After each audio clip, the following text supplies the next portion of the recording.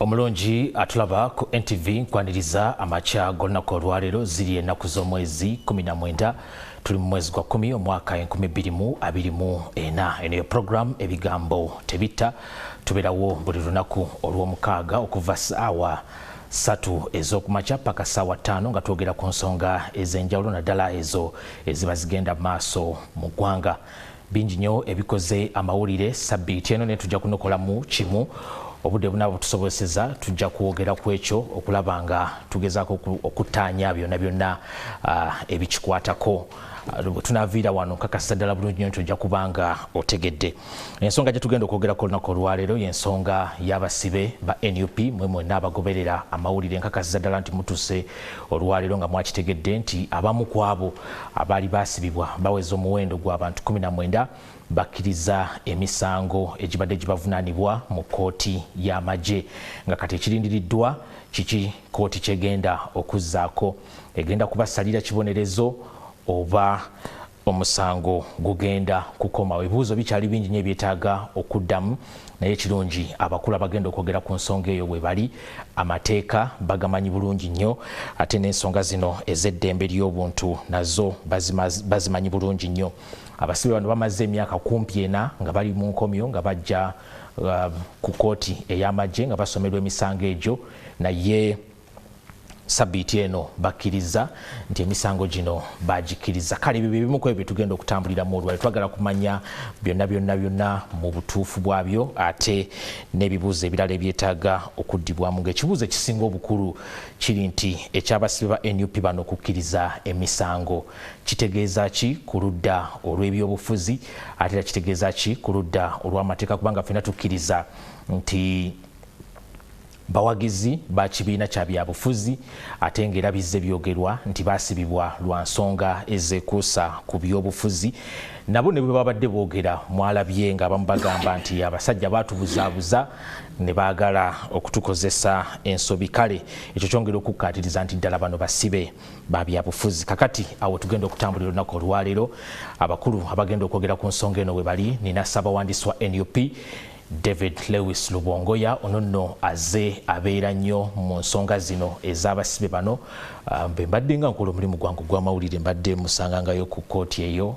era ensonga zino azimanyi bulungi nnyo. Nina Dr. Livingstone Sewanya nano nno nga yakulira ekitongole ekirwanirira eddembe ly'obuntu ki Foundation for Human Rights Initiative mulwanirizi wa ddembe. Tusuubira Dr. Kefa Kiwanuka ono nno mubaka akiikirira ekitundu ekyakiboga mu lukiiko lw'eggwanga olukulu. Abakulu baatusedda ngenda kubawa omukisa bakubuuzeeko n'oluvannyuma mbabuulire ekiddako. Katandike ne ssaabawandiisi wa NUP David Lewis Lubongo yasebwa abatulaba babuuzeeko. Mbabuuzaako mwenna abatulaba ku NTV Uganda n'okubebaza okubeerawo n'okugoberera ensonga mwebale nnyo. Okay. Kale tuyazza Dr. Sewanya n'abatulaba babuuzeeko sewo. Sayisa okubeera ku NTV nkya ya leero abatulaba era abagenda otuwuliriza mwebale mukola kyamaanyi. Okay. Kale tuyanza nnyo tuyanzege abakulu beebo naye tutegeezeddwa nti Dr. Kefa akeereyemu naye ajja kubanga atwegattako obudde bwonna ajja kubanga atusanga wanaaba atusanze naye abeereko ettaffaali lyateeka ku birowoozo bye tugenda okubaganya mu pulogulaamu yaffe olwaleero. Ngenda kutandika ne David Lewis Lubongoya. Ensonga zino okuva lwe zaatandika abasajja bano okuva lwe baakwatibwa abawagizi bammwe emyaka 4 muzze mu guluba ku kooti ey'amagye etuula emakindye ku nsonga z'abantu bano. Ekibuuzo kye twagala okusooka okutandikirako okumanya bino ebyabaddewo sabbiiti eno mwabimanyaako abasibe bano bayogerako nammwe nga kino kigenda okutuukawo lwaki mukitaddewo nti baakakiddwa bukakibwa? Yawebale nnyo. Ekisooka ensonga eno si ya wiiki eno ebadde ng'etambula. Abantu bano abasinga baakwatibwa mu 2021 ng'etandikaawo mwezi ogwokuna mwezi ogwokutaano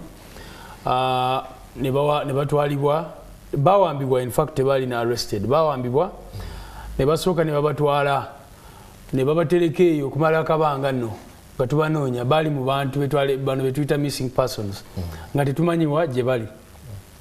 Bwe twali awo olunaku lumu ne tukubiddwa essimu ne batugamba nti kati abantu bamwe bembadde munoonye ebbanga lino lyonna baze ku kkooti y'amagye era ekyasinga okutwewuunyisa tubabataddeko emisango gye babasanga n'ebyokulwanyisa ogwo gwali omusango gwe basooka obateekako. Njagala ojjukire nti bano abantu mu kukwatibwa oba mu kuwambibwa bawambibwa nga bangi, ebibinja byali bingi nnyo by'abawagizi baffe bwe baali basanga eyo yonna yonna gye babasanga, baba bali ku press conference, abalala nga batambula mu makubo, abalala babasanga waka, kubanga bakwatanga omuntu ne bakebera mu simu ye. Oluusi ne bakozesa bano abaana ne bagamba kubira oyo mukwano gwo, omugamba ajje wano akusange, oli bw'omukubira najja ng'alowooza aze ku miitinga mukwano gwe ne bamugombamu obwala. So bakikola mu ngeri y'ekiyaaye emenya amateeka in really a thuggish manner. Kakati abamu kwe bakwata ne bano Olivia Lutaya n'abalala bwe batuukayo batugamba baali mu CMI ne crime intelligence. Kakati abo abasajja batandika okubaperereza n'okwogera nabo okubakonvinsinga nti bwe mba mwagala mukwatagane naffe mukole ne gavumenti eriwo tugende tubasonyiwe. Era mu abo abantu abawambibwanga mu bitundu ebyenjawulo abamu bakiririzaawo ne babatwala zikaweweta ne babatwala Kasenyi n'awalala mu bitundu eby'eggwanga ebyenjawulo ne babatraininga nga baani abatraininga aba ISO. Bwe bamala obatraininga ne babatwala ku State House. Wabalaba eyo group General Museveni gya meeting n'agamba nti amitinze ekikankane nti yali group eyo babawamba mu biseera bye bimu. Kati ekyenjawulo ku bano Olivia Lutaya n'abalala ne bagamba tetusobola kukkiriza, tetulina musango nagona gwe twaziza, ne bagaana at that point. So abakkiriza babatwala mu ISO ne baba passing out. Era General Museveni jukira bwe yavaayo n'agamba nti bano abantu baali babategeka okudisruptinga okulayira n'ebirala bwe bityo. Kati aba bantu simanyi nawe gye bali abasinga kubanga babasuubiza ebintu bingi bagenda eventually abamu bakomawo nga batugamba bye babasuubiza, of course ebyatuukirira n'ebirala bwe bityo. So ensonga eno si ya last week wabula yatandika dda. So kyova olaba bano abaana tubayita bazira. Ekisooka nabo baali basobola okukkiriza we bakwatibwa immediately ne bagenda nabo baali badde bapasingibwa out nabo ne group ya kikankane gye walaba gye twali tetumanyiko kubanga ffe as far as we know bagendanga nga bapikinga abawagizi ab'enjawulo aba NUP mu biseera ebyo ne babawamba nga b'omanyi abamu tetumanyiwa gye bali up to now be bawamba n'ebirala. So it was not this last week kibadde nga kitambula. Kakati okuva wano abaana bwe bakwatibwa ne batwalibwa mu kkooti y'amagye era operatives ba regime ne batandika batuukirira. Era tubadde tukyogerangako mu mawulire buli kiseera tugwe tugendayo kuba meeting nga batugamba nti abasajja batuli bubi batuwa options bbiri, either mukkirize emisango oba mufiire mu kkomera, plead guilty or rot in jail. Yebadde condition bwe mba temukkiriza gino emisango ne mu pleading guilty tetugenda batta olunaku n'olumu. Era ne batuuka n'obasuubiza ebintu bingi nnyo. Ne basuubiza amayumba, ne basuubiza emirimu, ne basuubiza nti bavaayo bagenda baba training n'ebirala bwe bityo. So kyova olaba tugamba nti bakakkiddwa okukkiriza gino emisango. Era bagenda ne bateekamu n'akakoodi akalala. Gye buvuddeko abantu basatu basooka ne bagonza abantu basatu. Nga balala bonna bakyaganye ne Olivia Lutaya n'abalala. Kati abantu basatu ne babakkiriza gino emisango nga bagezaako okukonvinsinga bannaabwe. Bo ne babasalira immediately ne babawa emyaka 4 n'olunaku lumu. Kati ne bagamba nti tubasalide ne batandika bagamba temulaba bannammwe bakkiriza tubawadde emyaka 4 emyezi 4 n'olunaku lumu, kati namwe mukkirize tujja bawe ebbanga ery'emyezi ekibonerezo kikendezebwe. Jjukira bamaze emyaka 4 mu kkomera, kakati gino emyezi 4 gye njogerako in addition kiba kitegeeza baba balina ovaayo nga mu January awo next year. Ne bagamba tujja bongerako emyezi naye ne bagamba nti ne bwe tuba tubawadde emyezi 4 tujja genda twogere ne General Museveni abawe pardon. Mu kubawa pardoni abagulira amayumba simanyi babakolere ki n'ebirala bwe bityo. Kakati bano abaana ffe kyovola tetubasalira musango tumanyi bulungi nnyo nti babadde ku kisenge. Naye ekirala abantu abatulaba balina okujjukira nti abaana bonna sikuba nti bakkiriza. Tulina abantu baffe 9 abaganye okukkiriza gino emisango, abali mu Machete, Kalanzi n'abalala abagambye ffe tetugenda kukkiriza. Omu yagamba n'ogamba ne bw'ongamba nti nzikirize nti nabba enkoko ng'amanyi sigibbanga sobola kukkiriza. Aboyogerako bali ku group eno ey'abano Olivia Lutaya. Yes, group yonna y'abantu baali abantu 32 ku group eyo mukimanye nti NUP abantu abakyali mu makomera abasibe bawerera ddala 100 abamu bali ku upper prison abalala bali maction abalala bakitalia n'abalala abamu ogenda kwesanga bamuteekako omusango omulala abamu babateekako rape simanyi armed robbery naye nga bamusanga ayambadde ka t-shirt ka NUP people power ne bagenda ne bafunafuna ekisangawo ne bakiteekako abalala bali kitala waliwo ekomerawo ery'ekitala so amakomera genjawulo MPG n'abalala wetulina abasibe ogenda kwesanga abamu nga emisango gye babateekako bw'okutunulira bw'otoyinza kulowooza nti gwa byafuzi naye bw'obuuliriza bamukwata batya bamusanga akola ki olaba nga gwa byafuzi. Ku lunaku lwa bbalaza ensonga eno luyajja mu lujjudde naffe tulyoke tugitegeere nti abasibe bano bakkiriza emisango gino walabwako ku kkooti y'amagye ssebo kiki ekyaliwo? Well, ngabo oyogedde mu kutandika buli abaana baffe abo babadde nga bajja ku kkooti y'amagye bwe mbawo endi nga nina okubudde ng'endayo kubanga kikulu nnyo bano abantu okuyimirira nabo in solidarity ne bwe mbasiriwo olabye abantu baffe abalala balooya Katana Musisi n'abalala nga babeerawo buli kiseera n'abakulembeze baffe abalala Lopu n'abalala so kolo mani nali ngezeeyo okulaba ebigenze mu maaso. Of course nga bwe nkugambye abantu basatu olwedde baali bamadala okukkiriza ate ne bwe nagenda ne mbayitamu abalala bambulira amazima nti we tutuuse tugenda kukkiriza gino emisango kubanga abasajja batugambye bwe tutakkiriza tebagenda tutta. Njagala omanye nti bano abantu bayise mu bizibu bingi nnyo nga bali mu detention abamu era simanyi bagenda kutandikirawo nga bavudde mu kkomera kubanga abamu baluzinga abantu baabwe bonna. Waliwo omusajja bamuyita Muganza Joseph taata we yafa maama we n'afa abalala abaana baabwe bafa nga bali mu kkomera eyo. Waliwo bayita Simon Kijambu yaluzinga taata ne muzeeyi w'omulala eri asigaddewo nga tubeera naye awo ku kkooti naye n'afa ng'ali mu kkomera. Waliwo ow'Embaale gwe bayita Emma Uma Kato yafiirwa mwana we n'afiirwa maama n'abalala. So abantu aba bali mu kkomera baluzinza abantu bangi ne baluzinga ebintu bingi mu mbeera eyo. So bwe batugamba twabagamba nti ekisooka tetusobola kubakkaka kukkiriza gino emisango naye ne tubanyonyola ebizibu ebikirimu ne tubagamba first of all bano abantu tebeesigwa tosaana nabalwira ayingako ne tuba nekyokulabirako twali twogera ne Dr. Besigye one time n'atujjukiza ebyaliwo kubanga sigwe gusoose ojjukira ebiseera bya PRA bwe bamuteekako egyo emisango abamu babaforcinga okukkiriza egyo emisango mu kumaliriza bwe bava mu kkomera ne batandika kubuzibwawo omukomu abalala ne bafa mu ngeri etategeerekeka n'ebirala bwe bityo. So bano abaana twabagamba nti waliwo dangers zino mu kukkiriza emisango. Ekyokubiri bw'oba okkiriza omusango omunene kyenjagala kyesikugambye nti bwe basooka bateekako omusango gwa unlawful possession of ammunition ate emyaka 2 nga giyise ne babongerako omusango omulala nga tebaleeta bujulizi tebawozesebwa ne babateekako omulala gwa treachery nti baalya mu nsi yaabwe olukwe. Kakati oli abuuza bw'oba ogamba nti walina obujulizi otuta emyaka 2 ng'ono omuntu omuwozesa ate n'oleeta omusango omulala. So kyali of course very unfortunate. So bano abantu anyway to conclude on that point kumande nentuukayo era nembuuza Olivier Altaya nanziramu mirundi 3 nembuuza kituufu nawe omaze n'okkiriza emisango n'agamba kanso siina kyakkola mbadde siina kyakkola ebbanga lyemaze mu kkomera lingi sirabayo ekitangaala kyonna kubanga abasajja batugamba era that weekend jjukira ffe batulemesa bwe tusala ogendayo ku weekend tebatukkiriza agendayo ku weekend tebatukkiriza n'okubakyalira nze nganze buli lwengendayo bampawako abasibe 5 tebakuwa bonna tebampa bonna bw'oba oyagala kulaba bonna bakugamba nti wandiikira Commissioner General of Prisons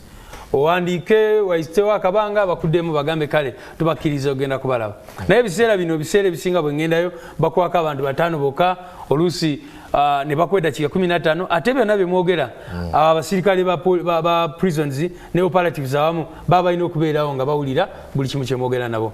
Naye ku lw'omukaaga Balamu yagendayo n'agenda ku lunaku olutali lwa kukyala ne babamuwa gurupu yonna era n'abagamba kyekimu nti mukkirize emisango mwetondere General Museveni era n'abasuubiza nti bwe muba mukoze ebyo mugenda vaayo tubawe emirimu tubawe biki tubawe entandikwa n'ebirala bwe bityo. Obukakafu bw'ekyo obujja lwakuba yalabika ku kooti ku Mande. Bwe twagenda jjukira bano abantu bakuba amasimu era Balamu yali akavaayo bw'ati ne batukubira essimu ne batugamba nti Balamu abadde wano natubulidde bw'ati ne bw'ati ne bw'ati era bw'ogobera twakyogerako immediately. So era n'abasuubiza nti ne ku kooti agenda kujja ngaze confirming oba kyabagambye bakikoze. Of course nga bwe nkugambye omwenda ne bagaana. Abo nabo balina ensonga zaabwe era abazira mu ngeri yaabwe nabo. So bano abaana bwe nange ku Mande bwe nagendayo ne baŋŋamba nti munange Balamu yajja n'atugamba bw'ati ne bw'ati nga tetulina kyakola wabula okukkiriza gino emisango.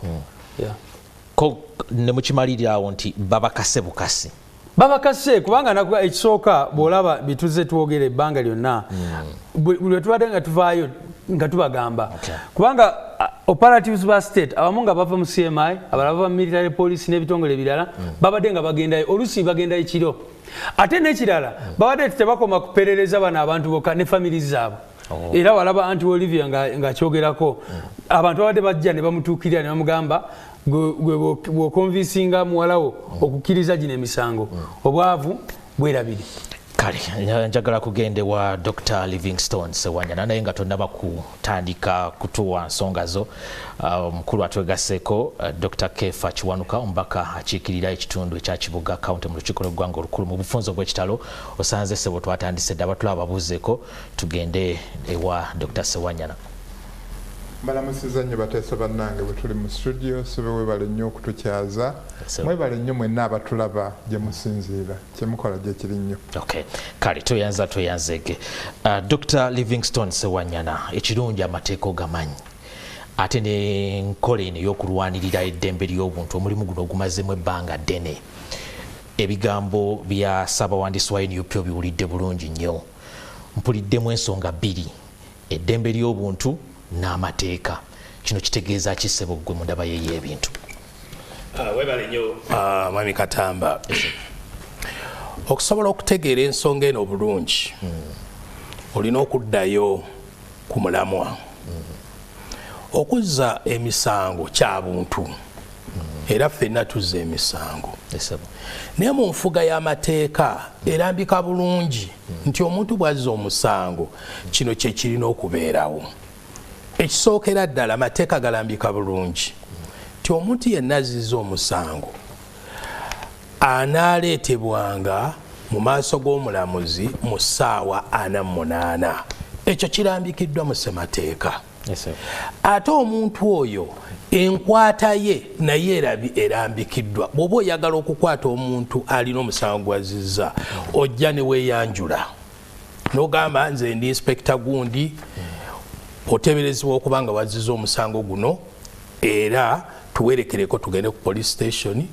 ne bakusomera omusango era ne bakuleeta mu maaso g'omulamuzi mu ssaawa 48. Ekyo tekyakolebwa. Betwogerako abasibe ab'NUP bawambibwa buwambibwa. Ekyo kyali kikyamu mu ntandikwa yonna kikyamu mu mateeka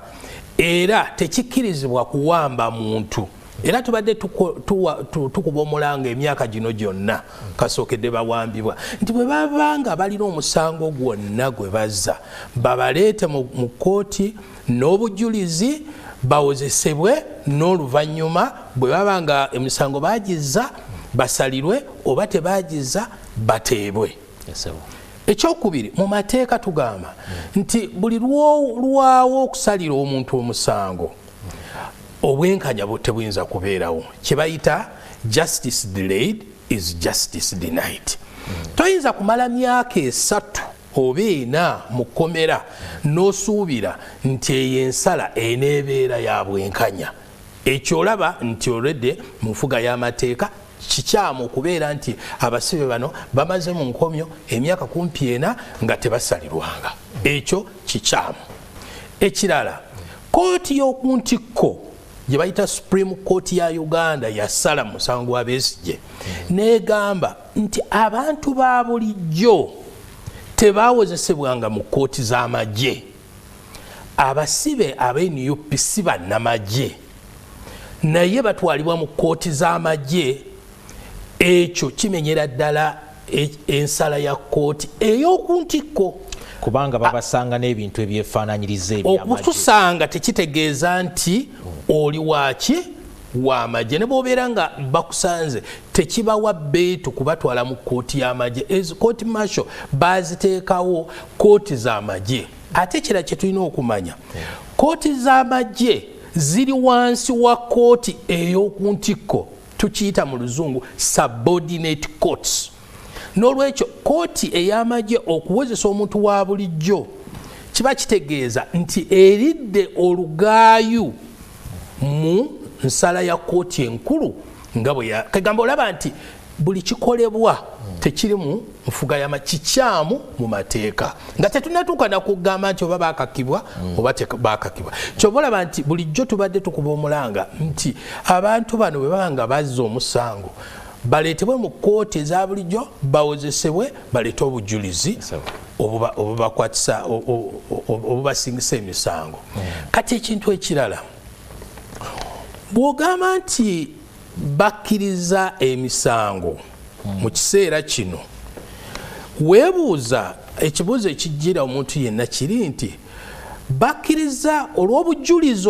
obwaleeteddwa oba nedda kubanga buli lwozza omusango osalira okusinziira ku bujulizi obuba buleeteddwa nakukwata ne nkutwala okuwozesa nina okuleeta obujulizi obulaga nti omusango waguzza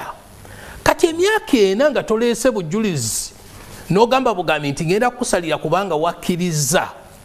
ekyo kiba kikyamu newankubadde olina eddembe okukkiriza kubanga jjukira okukkiriza omusango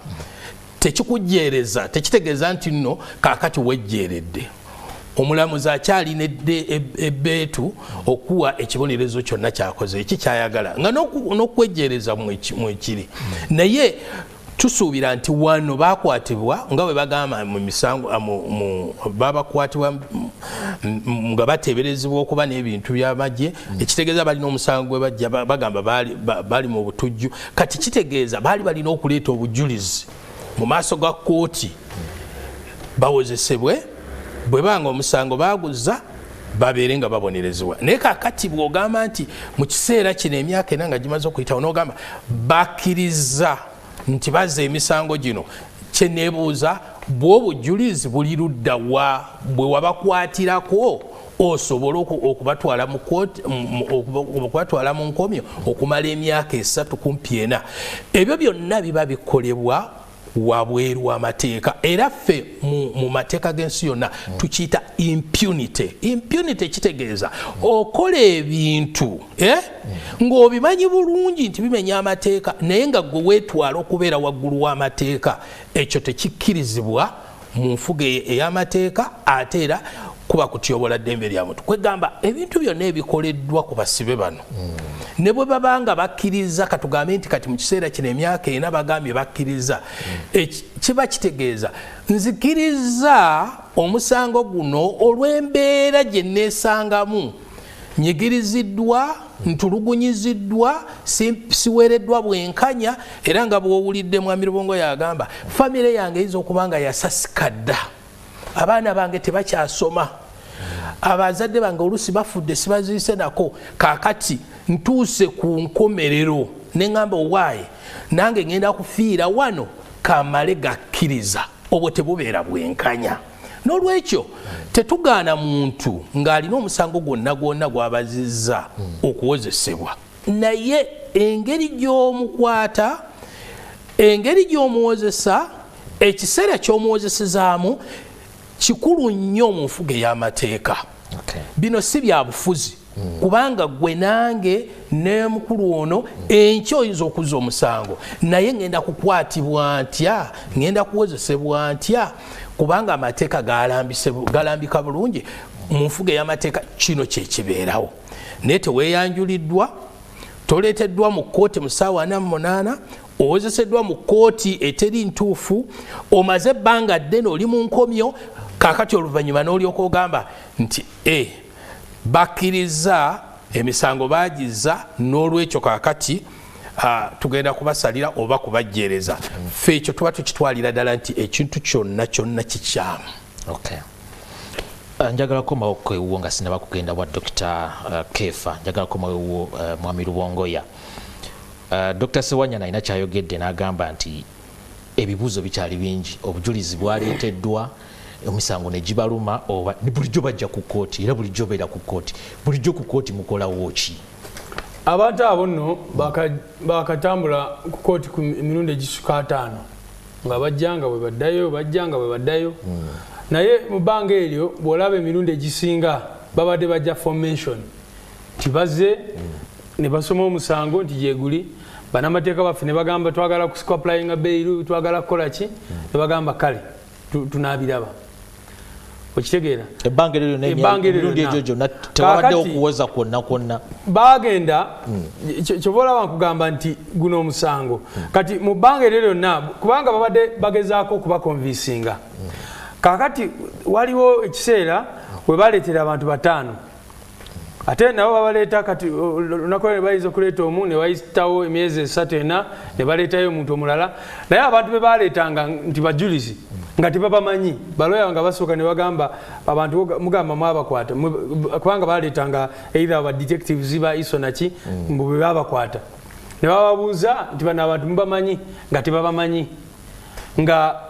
n'ebintu bebogerako tebabirabangako. So kyova olaba tugamba nti ebbanga lyonna lye bamaze mu kkomera tebawozesebwanga. There has been no trial. Tebanatuuka mu mateeka tulina kye tuyita prima facie case nti musooke mutuuke wali wogambira nti waliwo omusango oba nedda balyoke batandika okwewozaako. Ekyo kyonna tekinakolebwa. So tebawozesebwa in the sense that ne state oba prosecutors ogamba nti waliwo obujulizi bwe tuyina nti tukulozinze omusango gwaffe nti kati bali batandike okwewozaako. Ekyo kyonna tekikolebwanga ebbanga lino lyonna. Kale Dr. Kefa wotuukidde ebigambo nkakasiza ddala bulungi nnyo nti obigoberedde, osanze tetunnaba kugenda kiwanvu nnyo, naye ekigambo ekivuddeyo ne kize kitambula kyekya gavumenti gy'okkiririzaamu eya NRM. Bagikitaddeko nti yakase abasibe okukkiriza emisango. Sebo gavumenti gy'okkiririzaamu awo weetuuse bwe ndaba ye y'ebintu ku nsonga eyo eriridda wasebo. Ekisookera ddala ekikulu nnyo okunyonyola nti gavumenti esobola kukaka muntu kukkiriza musango. Era bali 32 mwenda ku bo baaganye. Bo baagambye nti emisango tebagikkiriza. Bano abalala 19 betumanyiko mu kiseera kino ne bakkiriza nti ddala baagikola. Ndowooza kye tulina okwebuuza kituufu nti emisango baagikola oba tebaagikola. Kisoboka okuba nti baagikola oba tebaagikola. Ekikulu kiri nti there is always that balance of probability. Waliwo principle nti omuntu abeera innocent until proved guilty. Omusango guba tegunnamukka mu vve abeera talina musango. Kakati ndowooza ye gundi gye tulimu eyo naye nga bo bano baga nti emisango bagikkiriza era baagikola. Naye nzikiriza okusookera ddala nsaasire abantu bano abamaze mu kkomera emyaka 4 nga tebannawozesebwa. Basaasidde nnyo bannange, nsaasidde nnyo ne families zaabwe, mutawaana nnyo mutaana gw'amaanyi okuba nti bamaze emyaka 4 mu kkomera nga tebawozesebwa. Kibi nnyo, kibi ddala. Actually mbadde ngawulira amawulire nti abamu bafunye ebizibu bingi naye tujja kubyogerako ebyo era ne munnange Secretary General wa NUP akyogeddeko. Kiri very unfortunate okuba nti bamaze emyaka 4 ng'omusango teguwozesebwa mu kkooti. Omuntu ayinza okulowooza nti kibadde mu bugenderevu naye waliwo ne possibility nti kiyinza okuba nga tekibadde mu bugenderevu. Tuyina problem mu courts mu judicial system yaffe. Nina abantu abamu bengezaako okuyamba mu constituency yange, abamu nga balina misango mitono oli agambibwa yakuba munne ne bamuvunaana ne bamutwala mu kooti mu magistrates court kati musango nga gumaze emyaka era gumaze emyaka 4 ogendayo nosanga omulamuzi taliiwo ne bagamba ojja kudda noddayo ate state taliiwo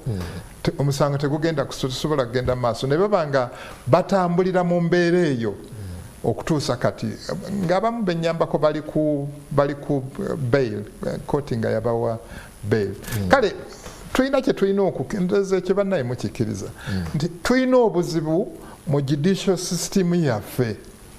emisango girwawo nina omusango gw'ettaka waliwo bennawawaabira abaali bantwalako ettaka nandigaa nti nze nga MP nandibadde nkozesa ndio influence ne guwulibwa mangu naye kati gumaze mu kooti emyaka 14 tegunaba kusalibwa kale kiri very unfortunate okuba nti nno emisango gitwala ekiseera kiwanvu mu kooti then waliwo ekyebuuzibwa nti ddala bali mu kooti waliwo ekigambibwa nti kooti y'amagye constitutional court yasalawo nti no teri suppose kuwozesa ba civilian ekyo kituufu kyasalibwawo naye Anthony General yakola appeal era ne bakistayinga nekibanga kooti y'amagye ekyasobola okugenda mu maaso n'okukozesa emisango ekyo kikyaliwo era bali mu kooti eri recognized by the Ugandan laws nti nno esobola okukozesa emisango Secretary General ayogedde ku ky'okukkirizaako abantu abatono oluusi bw'aba agenzeeyo okuba nti alabako abantu batono ekyo kyo kibeerawo nange nina ba MP bannaffe abakwatibwa mwabimanya byonna bye tubaddemu twagendangayo okubalaba naye nga tebakukkiriza kubalaba bonna mulundi gumu bakuwaako bamu oba oliawo bw'oba olina time then n'olindako ne balyoka baddamu okuleetera abalala ekyobujulizi ekyo ndoza mukimanyi nti wajja kubaawo aba prosecution bajja kubanga banja ezimu ku nsonga ezibaddewo bwe banaakomezebwawo okuba nti zitunulwamu naye ebyo byonna byonna nga tukyabitadde ku bbali tetulina okwebuuza waliwo omuntu akwatibwa wano olw'endowooza ye y'ebyobufuzi oba akwatibwa nga waliwo omusango gwateeberezebwa nti yaguzizza ate era nga bwe ŋŋambye ayinza okuba nga omusango teyaguzizza kuba you are innocent until proven guilty yensonga lwaki tugenda mu kooti okakase akukutta akakase nti ddala omusango waguzizza oba tewaguzizza bw'oba teguwaguzizza then bakute kiri unfortunate nti judicial system yaffe erwawo naye nabano baakwatibwa si lwa byabufuzi naye baakwatibwa olw'emisango gye baali bateeberezebwa okuba nti bazza baakwatibwa mu 2021 ffenna tumanye ebyaliwo mu kiseera ekyo ebimu twabiraba ku mativi gaffe twalaba violence ey'amaanyi ennyo yali mu ggwanga naye ate ebyo bye twalabako kyendooza nti byali bitono waliwo ebirala ebyali behind the scene bye tutaalaba kyendooza nti state yokka gavumenti yokka yeyinza okuba nga ebimanyi kakati ndooza wetuli mu kiseera kino kyetwogerako kyekyokuba nti bakkiriza emisango oba tebagikkiriza naye ekizibu ekibaddewo nti babadde mu kooti babadde mu kkomera babonaabona naye bannaabwe be balwanirira ate bo balaba bali bulungi actually oyogeddeko naawe wano mpulidde ng'oyogera kubamu be basobodde okugjayo bo bano ne balaba nga balinga abeerabiddwa waliwo risiiti ze nalabye aba NUP ze baataddeyo eziraga obuyambi obubadde buweebwa naye bano abali mu kkomera baga nti babadde tebafuna buyambi abamu baga nti babadde bafuna emitwalo 3 gyokka buli mwezi mukulu Lubongo ajja kitangaza babadde babasuulirira tebabasuulirira babadde okay waliwo omugwe mugambya aina actually simwe mugwedde naye gwebo ayogerwako nti aina abaana 5 mu bana naye ku baana 5 mu bana 2 mu bana tebasoma mu kiseera kino bamaze ebbanga nga tebakyasoma okay n'abamu baga famire zaabwe zasasika naye ate bano bo babalaba balinga abali mu bulamu obweyagala basobola okutambula ne babuuka ne bagenda mu nnyonyi ne bagenda mu America ne bagenda walala business class basobola obaoliawo babalala nga bali ku pate babalaba bo nga abeeyagala of course boogera ku struggle naye ate bo bali tebalaba nti ddala embeera bo gye balimu nabano gye balimu bwe batunulira abakulembeze tebasiga kifaananyi kya kubonaabona lwa struggle kyolinga kyoyagala okugamba actually ekyo kyekituufu actually era kyekisinga okuvaayo nti bo bano bannaffe bo tebalinga babyogerako okay oluusi ne poliisi ne disruptinga gundi zaabwe meetings zaabwe naye babalaba bo nga abali mu kifaananyi ekirala ekitali kyakubonaabona nga bali kye babaddemu kakati bali actually ekigembebwa mu kiseera kino nti ekireese obuzibu nti waliwo obuzibu awo nti no struggle terabibwa ngaetambula nga bwe yali esuubiddwa okubeera kati bano bagamba nti they have been betrayed baali basuubira egenda kutambula eti abayogera ekyo okay baali basuubira nti bonna bajja kuba nga babonaabona basula mu andaaki basula bali magere kakati magere bakagizinga kakati options ziri 3 ez'okubajjayo option esooka yeyokufuna due course of justice speedy trial ne bawulizibwa prosecution neyanja obujulizi bwayo ne bulabibwa oba bulimu eggumba oba tebulimu eggumba bali ne bateebwa bwaba nga tebalina musango oba balina omusango ne baba nga babeera convicted ne baba nga babeera sentenced unfortunately ekyo kiganye kulaba nti trial eruddewo option endala eyokubiri yeyokufuna negotiation okubeera ne negotiation okuteesa ffenna tuteesa actually that's part of our history ti omuntu bw'aba mu buzibu ogezaako options zonna kakati waliwo ekigambibwa nti bano bo balina bannaabwe abalala be bawadde enkizo ne babeera negotiated out bwe baba nga bakwatiddwa naye bano bo balaba nga balekebwa actually the problem is that bano bo bagamba nti bano abali mu kkomera they are political prisoners naye ate yo state political prisoner bakwatibwa lwa byabufuzi byabwe naye ate yo state ebalaba nga ba criminals ega nti babakwata ne explosives balya mu nsi yaabwe olukwe which complicates the case kega bano babalaba nga aba political prisoner bali babalaba nga criminal kati bano baga tebasobola kuteesa nabo so nga ate singa waliwo okuteesa mu Luganda mukulu Sewanyana ndoza akimanya kami katono okanyomera mitala wa mugga singa waliwo okuteesa we would have moved a long way ku nsonga zino n'ekisembayo admission of guilt ndoza ekyo mukimanyi tekiba admission of guilt kiri normal mu court proceedings era kitera kubeerawo nga omusibe alaba akalubiriddwa nnyo embeera nga the only way out actually it's called the prisoner's dilemma nga the only way out okusobola okuleeta quick end to the matter oba okendeezaako ku kibonerezo kwe kuba nti akkiriza nti omusango yaguza ndoza batuuse ku mbeera eyo ne baga nti omusango baaguza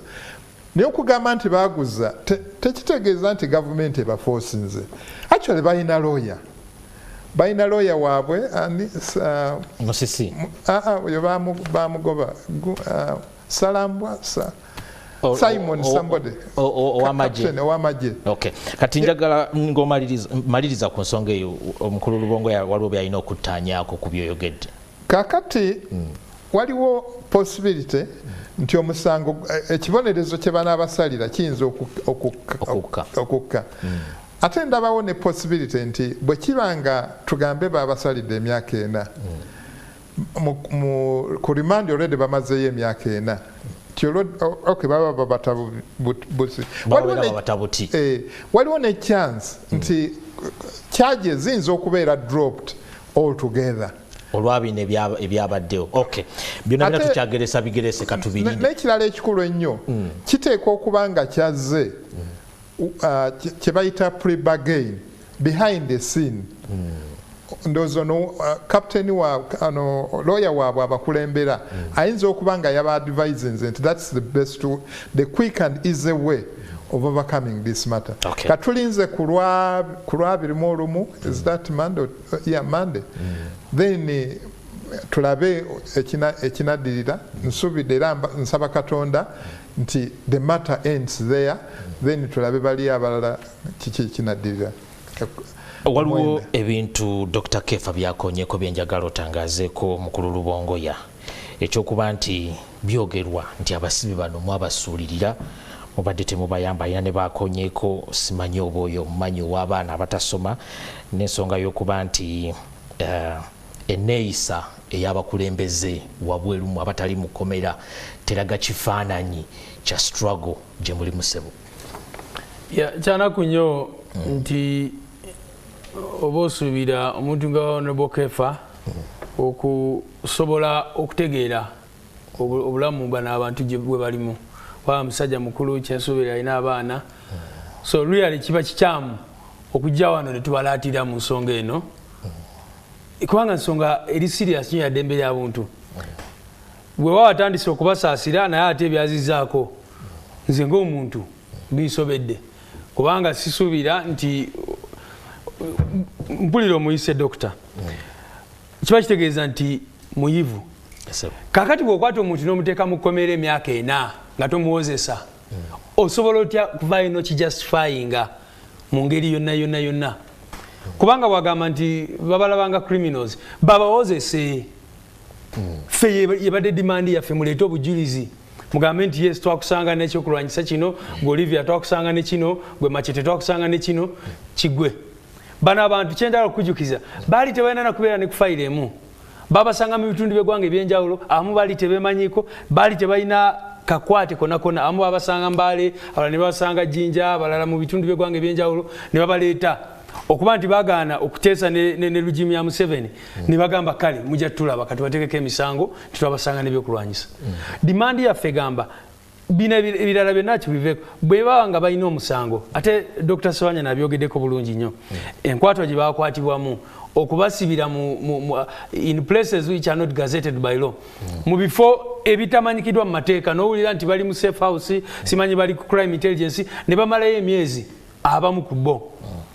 ne tumaliriza nga baloya baffe tebabategeezezaako nga bw'omanyi bwe badde bakola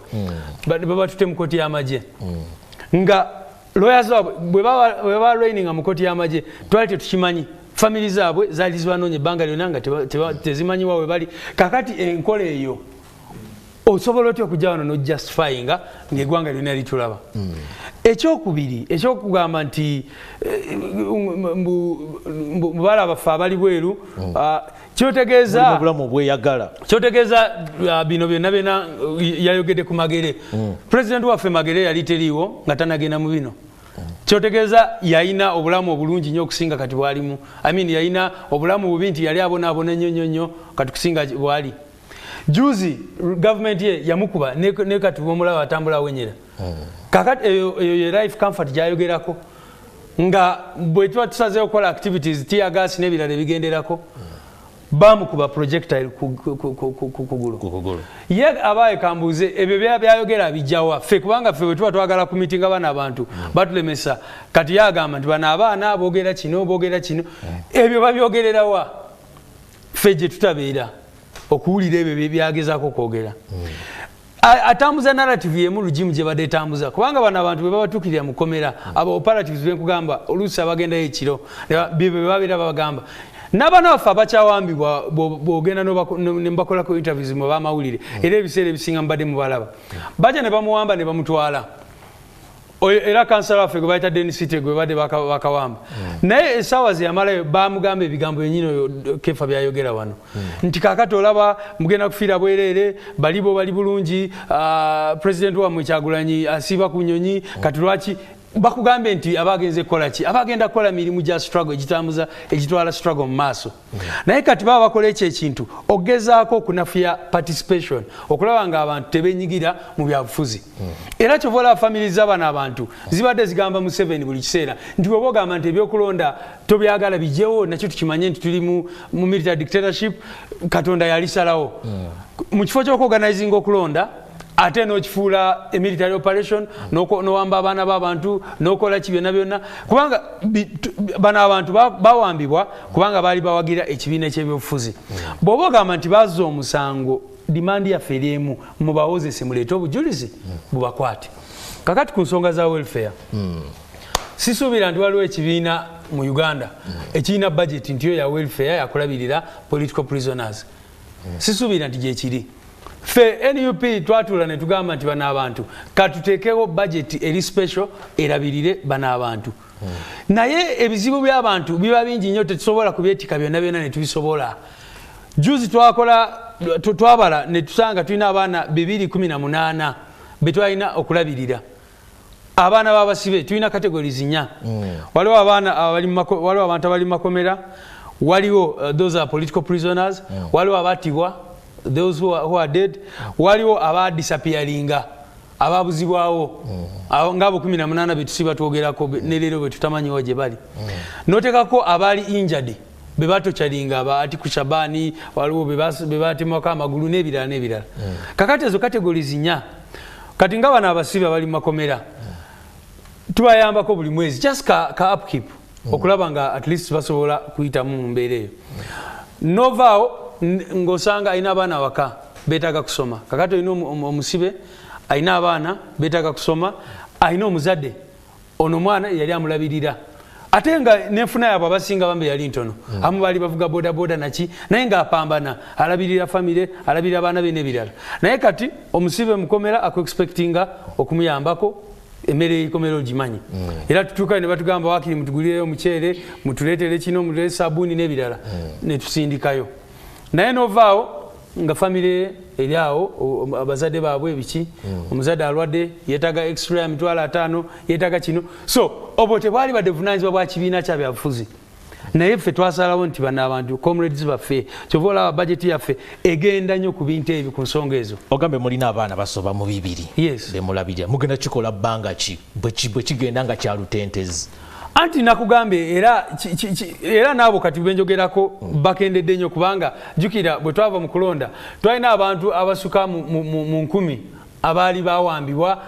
kati tugenze tusobola kujjayo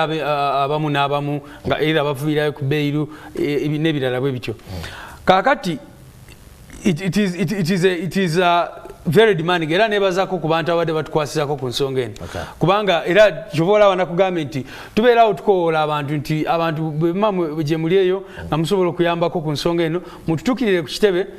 abamu tubawa abaana abamu balina amasomero waliwo abantu bafe abatuukirira ng'oli alina essomero n'atwalako abaana 2 ono n'atwalako abaana 3 abaana 2 benkugambye baba bangi nnyo ate bw'oba ng'osazeewo okuteekamu n'abaana abalala kubanga waliwo abamu ogenda kwesanga alina abakazi 3 abaana alina abaana 16 nalina bameka so abantu bano mubawozese mubate bwe mbaba mulina obujulizi mubawozese ensi yonna emanye balina omusango ekibuuzo ekiddako kiyinza okubeera ekiwanvu bw'onootandika okukinnyonnyola ate n'obeera ng'okinnyonnyola n'enkusalako katusooke tuggyewo obubaka buno kye tugenda okutandika nakyo abatulaba ku NTV programu ebigambo tebitta ekyagenda maaso katuwumulemu tugenda komona ekitundu kyaffe ekyokubiri mukulikeyo nnyo mukummulako okwo tukyagenda maaso ne programu yaffe ebigambo tebitta nze annual katamba okugikutuusaako ndina abakulu ssabawandiisi wa NUP David Lewis Lubongoya saako ne Dr Livingstone Sewanyana nga yakulira ekibiina ekitakabanira eddembe ly'obuntu ki Foundation for Human Rights Initiative Uganda saako ne Honorable Kefa Kiwanuka omubaka akiikirira ekitundu ekya Kiboga County mu lukiiko lw'eggwanga olukulu tukyatunulidde ensonga nsonga enkulu ey'abasibe ba NUP okuvayo ne bakkiriza emisango etegeeza ki ku ludda olw'enfuga egoberera amateeka saako ne ku byobufuzi bya Uganda nga ebitambula. NUP erina abantu bangi nnyo abali mu nkomyo. Tetujja kutunuulira abo bokka abakkiriza emisango ne tujja kutunuulira n'abalala bonna abakyali mu makomera ku nsonga ez'enjawulo. Wabadde wakyaliwo okureactinga oba okutangaaza oba okuttanya ku bigambo ebyayogeddwa Dr. Kefa naye nga sinnabakukomawo Mwami Rubongoya. Kino kijja kwetaagisa okunnyonnyola kuyinza okubeera okwanfuuka. Tusooke tujjewo okutaggulula kuno kw'amateeka engeri Dr. Livingstone ono gy'aliwo. Honorable Kefa bwe yabadde ayogera alina ensonga ze yakoonyeeko ne ŋŋamba nja kuzikuddiza otutangazeemu kubanga yagambye nti gavumenti esobola kukaka muntu kukkiriza musango ne wabeerawo nekyobutuufu bwa kkooti y'amagye bye bimu ku ebyo binanokoddeyo. Tusaako n'ensonga waliwo n'olulimi lwe bwakozeseza mmwe nga bannamateeka olwa pre-bargaining. Pre-bargaining eno ebeerawo ddi mu nsonga z'amateeka sebo? Njagala okwebaza Honorable Kefa alina ensonga zayogeddeko ate nga nsuubira nti nkulu ate era zogeddeko mu mutima mulungi naye nga zeetaaga okuttaanya omulabi waffe asobole okuzitegeera obulungi. Ekisookera ddala y'ensonga y'okugamba nti gavumenti tesobola kukaka muntu. Kyensuubira nti ekyo mu ngeri gyakireeseemu ampuliriza awo baatulaba ayinza okwebuuza nti kituufu ddala omuntu gavumenti esobola kukaka muntu. N'alirowoozeza nti ekyaleetesa etteeka ery'eddembe ly'obuntu ery'2019 lwakubanga baamanya era abakulu baffe bano era ne gavumenti nti ddala omuntu asobola okunyigirizibwa naddala nga musibe embeera gy'ayisibwamu engeri oluusi abamu ne batulugunyizibwa ne baleeta etteeka ne bagamba nti omusibe yenna bw'anaaleetebwanga mu kkooti neemulugunya mu ngeri gy'ayisiddwamu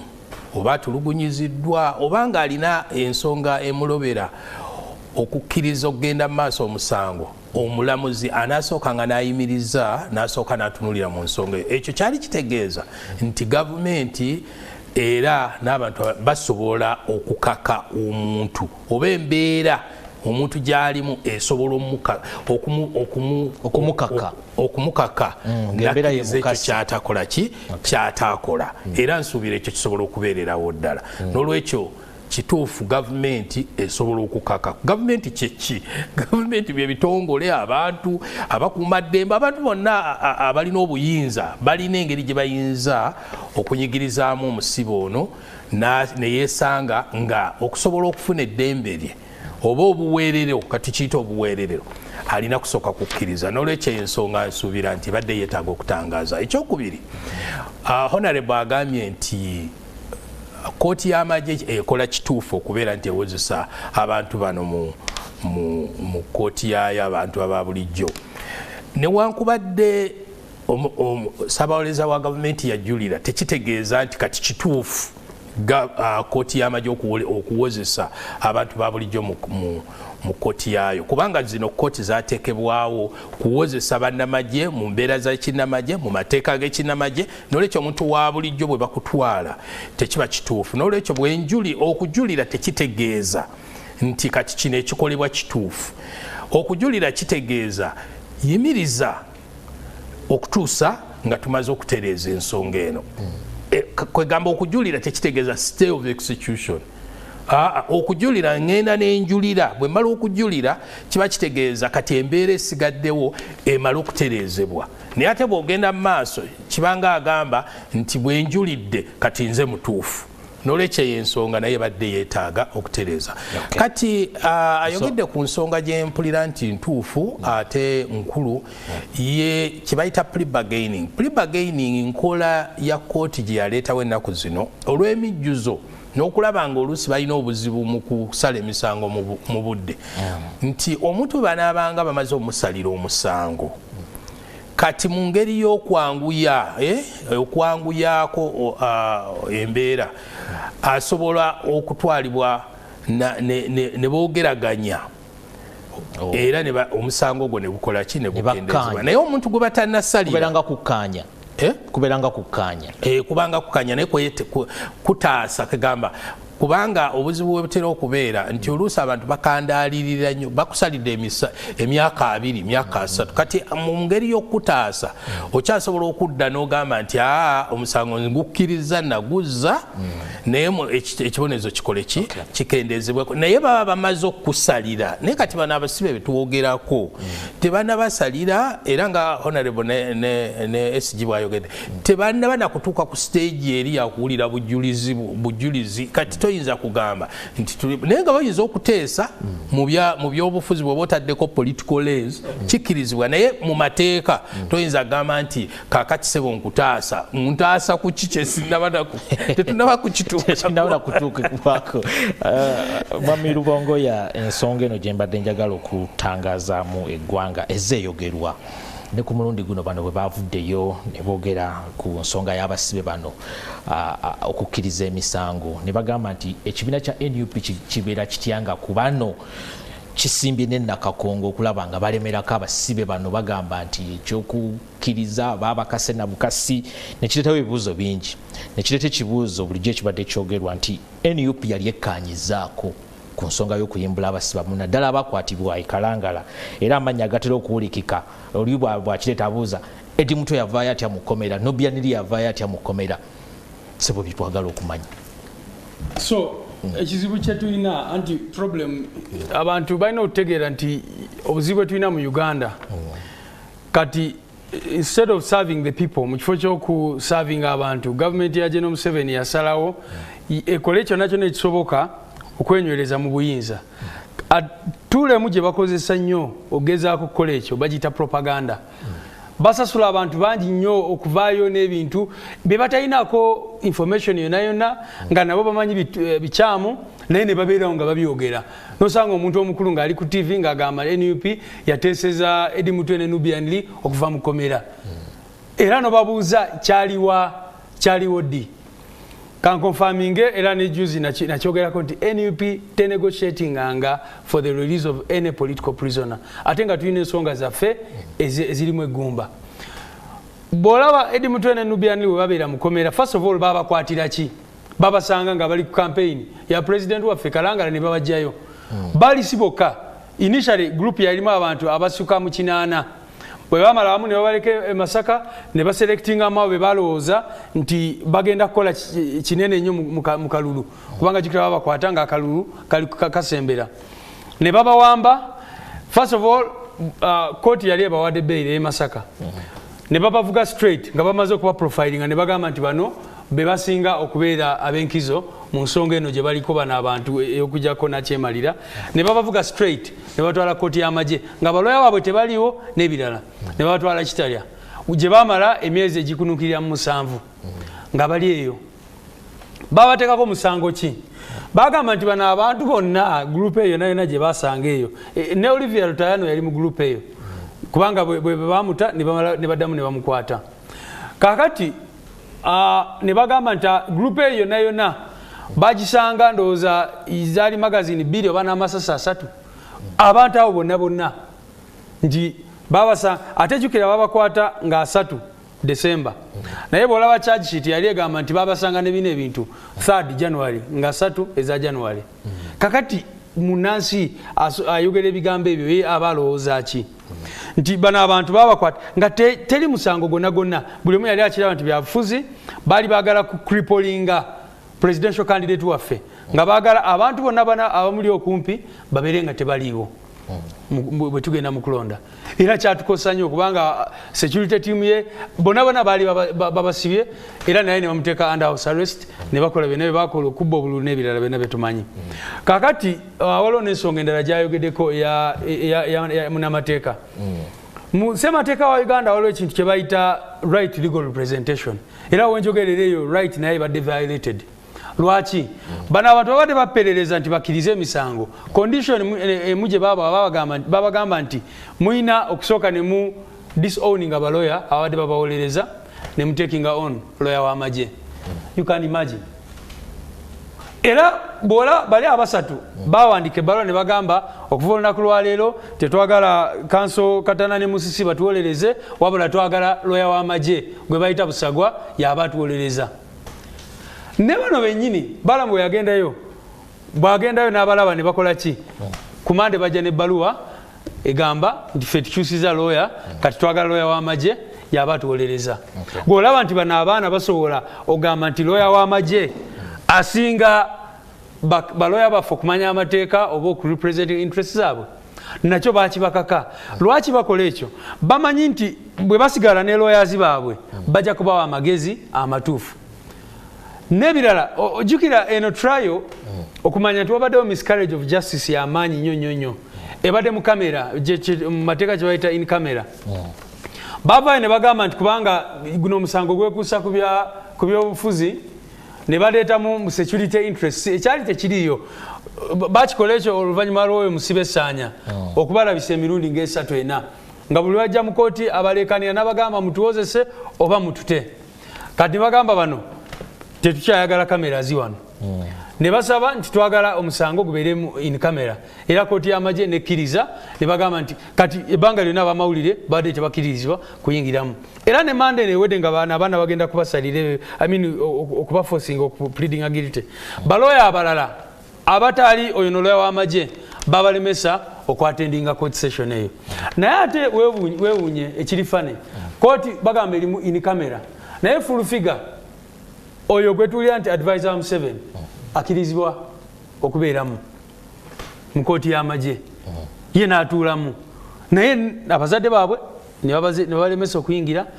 banamateeka bw'oba nga tolimu abo ababiri kati ne bakatana ku ssaawa zino tebakyasobola bakkiriza kubanga bano baba droppinga kati barepresentinga bali mwenda bokka kakati bwenkanya buli luddawa so kyenjagala okutegeeza nti ne lawyer Busagwa ali part of that kubanga era bwe bagenda obalaba yagenda ne balamu ku nsonga eyo kakati ensonga ya plea bargain twakyogera nako kubanga process y'amateeka ne tugamba maybe at some point eyo nayo tusobola ogirowoozaako kubanga bano abaana twali tulabye nga batuuse ku extent enyigirizibwa nnyo naye plea bargain kitegeeza lawyer w'omuwaabirwa alina okubeerawo ne lawyer wono awaaba n'abeerawo bakigaana ekyo ab'amagye ne bagamba nedda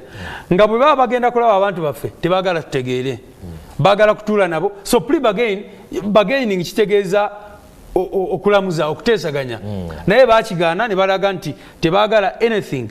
ffe tubeere involved mu plea bargain ekisemberayo ddala ssebo ensonga gyoyogeddeko ya kooti y'amagye nkulu nnyo era omukulu ono alinga agamba nti kituufu nti kubanga era tubadde tugamba Owinyi-Dollo saabalamuzi w'eggwanga omuntu eyali badde atunulira ensonga zino unfortunately bwe batwala okujulirirwa okwo up to now tebakuliranga tubadde tubagamba kubanga there are two decisions waliwo yakabaziguluka waliwo n'omusajja baali bamuyita mu byalo bagenda mu courts constitutional court netuuka n'okulagira nti fayiri zonna ezikwata ku bantu ba bulijjo eziri mu kooti z'amagye zigibweyo zitwalibwe mu kooti eza bulijjo naye unfortunately kooti ensukulumu eyali badde nga yeeyimirira nnyo ku nsonga z'eddembe ly'obuntu yesazeewo okuaidinga yesazeewo okufuuka walking stick ya regime eno okulemesa eddembe ly'obuntu kubanga up to now tebanawa decision eyo ate tumanyi bulungi nnyo nti General Museveni tayagalira ddala bawe decision bwetyo naye singa tulina ekitongole ekiramuzi ekyetengeredde baali badde bavaayo dda ne bawa decision eyo lwaki kubanga General Museveni akozesa court martial nnyo mu byobufuzi bwe olaba kyeyakola mu biseera bya Dr. Besigye kati kyakola nti kubanga akimanyi nti kooti y'amagye si court in the right sense of the word lwaki twogera bwe tutyo ya appointinga chairman wa court martial mu mateeka president yateekawo ate etagenda mu parliament nti asooke mu parliament bamuvetinge n'ebirala avaayo n'issuinga kye bayita instrument of appointment n'agamba kati gwe gagenda kubeera chairman wa court martial ne members wa court naira ne saabalamuzi anti saabalamuzi at least agenda mu parliament wabeerawo process nakyo tetugamba nti kituufu kubanga era tubadde tugamba twetaaga reforms kuba kati olabe General Museveni yavaayo n'agamba ayagala kada judges era olabye courts zaffe bwe ziri naye ate courts zino eza bulijjo waakiri zibeeramu bannamateeka nga be bazikulembera nga be addressinga ku nsonga z'amateeka naye eno kooti y'amagye bw'obeera munamagye yenayena ng'oli rank eno neno Museveni asobola okuvaayo n'agamba gwakulembera kooti y'amagye kitegeeza ki ekyo nti ku gina emisango egy'obufuzi yabeera omuwaabi ate yabeera jaaji kubanga yakonviininga n'eyo kooti okitegeera babawa appointment era mwaka gumu bwe gugwako ne bagamba nti kati instrument eweddeko balina okulindako so they take orders from above. Njagala kuddayo ewa Honorable Kefa ebigambo by'abakulu obiwulidde bimu bibadde bitaanya ku nsonga ze wayogeddeko naye ekibuuzo kyange kiri nti bw'otunuulira Minisita Balambo yali yakamala okuweebwa obukulu bwaliko kati obwa minisita abavubuka n'abaana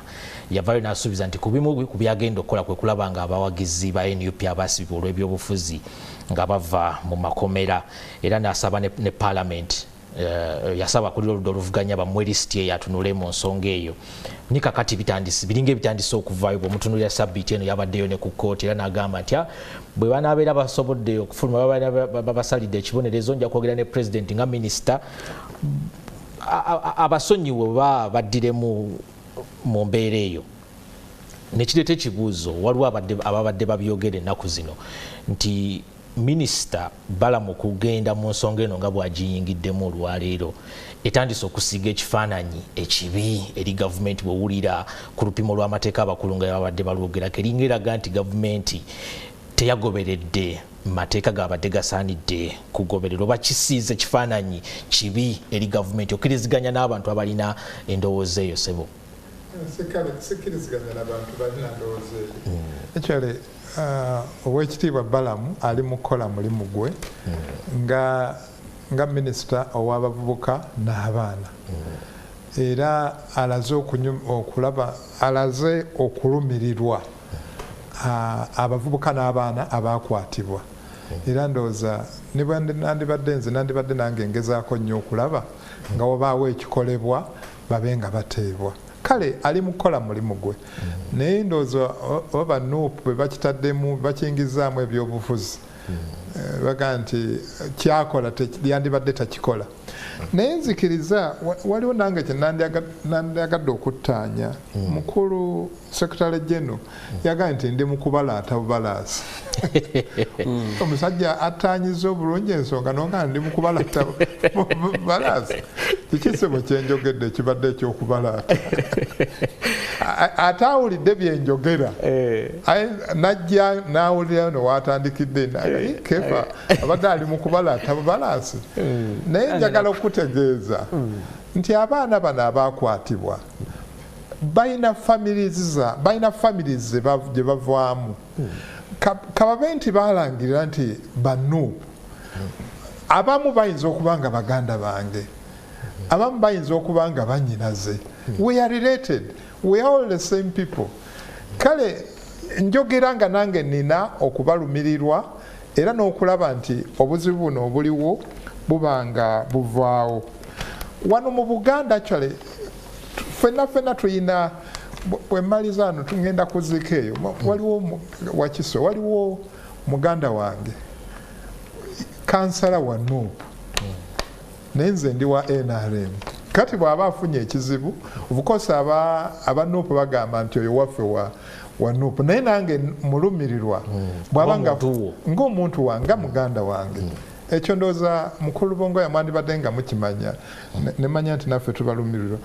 nsanyuse nnyo okuba nti ensonga yange gyenjogeddeko nti waliwo twebuuziza lwaki omusango guno guluddewo nnyo ne mbategeeza nti waliwo obuzibu mu judicial system yaffe nti emisango girwawo ndowooza ffenna kye tulina okulwanako kwe kulaba nga kyekyo emisango okulwawo ennyo nga kittaanyizibwa nsanyuse nti temulina kyemukyogeddeko nammwe mukkiriza nti ddala waliwo obuzibu mu judicial system emisango girwawo era nja kukyogerako nange mu palamenti okulaba nga oba tubaako amagezi getusalira oba kufuna balamuzi abawera whatever the problem might be okuba tukisalira amagezi okay oyogedde mukulu Bongo oyogedde ku ky'abaana bano okuba nti mubadde mubayamba that's very good naye ekizibu ate ekitandise okuvaayo bakomplaininga nti mubadde temubayamba bani abaana obasanze wanze nga sinawulira nga bakomplainbayamba bagamba nti mubadde mubakozesa kubafunirako ssente naye kati omukulu atubuulire abasanze abakyaliddewo ojja kufuna ekiseera okuddamu ekirungi nina ebigambo bya Saanya bamukazaako lya Saanya ndowooza ayinza okuba nga wasimbuliza ebigambo ebyo njagala producer ayambeko Honorable Kefa atuzanyire ku bigambo bagamba nti mubadde mubakozesa kubafunirako ssente mubadde mubakozesa mu nsonga zaabwe za byabufuzi mu kifo ky'okubalwanirira babe nga bateebwa through negotiation mwakigaana kuba tekijja kubakolera kati kyova olaba bawadde Saanya katishat ka NRM ne bakamwambaza aje ku koota ayogera ebyo webuuze akasaati ka NRM kayingidde kati ekomera Saanya alyoka ajje nga akambadde abantu bwe bayinza okuba nga bakamutwalidde ekitegeeza nti kati endowooza yekyuse mukomera n'ava ku NUP n'asaba nti kati kanfuuke wa NRM ekyo mbadde sinayagala kyogerako nti kibakubyemu ebituli ng'aba NUP kakati bano ekyo mbadde sinayagala kukyogerako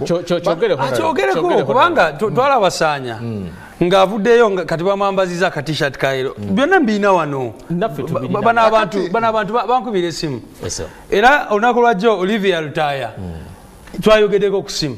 era byonna n'abimbuulira bye badde bamugamba Olivia Lutaya ye kenyini bamusomera ddiiro eyo ne bamugamba nti bw'ovaayo ng'omaze okukkiriza omusango yogera Kyagulanyi yabatuma okukola bino ndiyogera nti kati mwetondera General Museveni ndiyogera kino ne kino Olivia n'agaana Honorable Kefa kamaleyo kibakubyemu kiti ebituli ono teyandyagadde mbyogere bino naye byogere ati kwekola nti ontaataaganya mu byenjogera Honorable yogera ndowooza n'abatuulire bakiraba okay kibakubyemu ebituli nti abaana bano kati tuli mu kwebuuza okay kakati oyogedde ku Olivia Lutaya nti wayogedde naye naye banaafuluma okuva mu kkomera Katonda nga ayambye amateeka okay bya kkooti ne biggwa banadda mu kibiina ki banaakomawo mu NUP banaagenda mu FDC banaagenda mu NRM banaagenda mu People Powers Front eyakawandiikibwa oba banaagenda wa okusinziira ku kyogambye nti wayogedde ne Olivia Lutaya olinga agamba nti bakyali bammwe naye ndabawo abasinga babadde bayogera nga bagamba mulimu bakozesa abasinga bebaani abo at least betwalabye kagundi ojja katutera njagala producer wange atuyambeko azanye eddoboozi eryo ery'omusibe wa NUP agamba nti actually waliwo ne risiti ze mwafulumiza tufune eddoboozi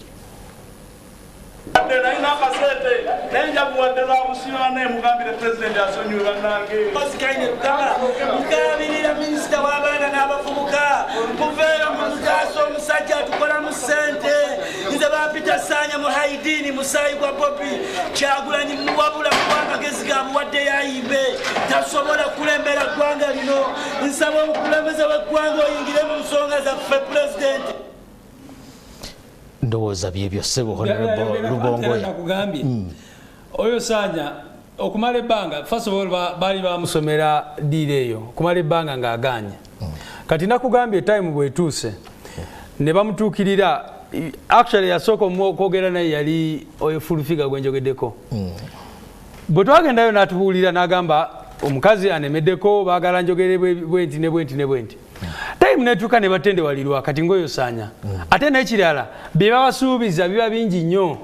naye bwe bamala ne bavaayo era tebabibakolera nabbi bakolera jo tubadde nashayarize ku mitimbagano gyange akatambika k'omwana gwe bayita Eric Mwesigwa bano gwe baatulugunya gavumenti yaabwe ne bookya ne paasi wano ne bakola ki ne tumunoonye enaku bbiri nga tetumulaba n'avaayo nga ali ne Felix Kulaije